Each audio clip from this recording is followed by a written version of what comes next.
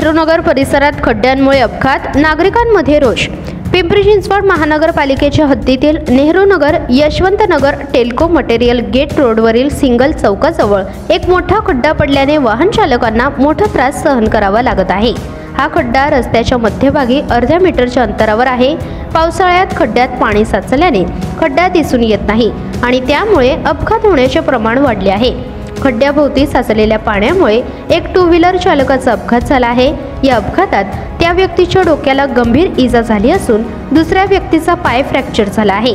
याशिवाय गाड्यांचेही नुकसान झाले आहे। या परिस्थितीमुळे परिसरातील नागरिकांमध्ये तीव्र संताप व्यक्त केला जात आहे। नागरिकांनी संबंधित क प्रभाग क्षेत्रीय कार्यालयाने खड्डा त्वरित बुजवावा अशी मागणी केली आहे। अन्यथा त्या खड्ड्याजवळ आयुक्त साहेबांचा फोटो लावून जाहीर निषेध केला जाईल असा इशारा महाराष्ट्र राज्य भ्रष्टाचार निर्मूलन समितीचे उपाध्यक्ष श्री शांताराम गणेश खुडे यांनी दिला आहे। नागरिकांनी तातडीने कार्यवाहीची मागणी करत पावसाळ्यात अपघात टाळण्यासाठी संबंधित विभागाने आवश्यक ती उपाययोजना करावी अशी मागणी केली आहे।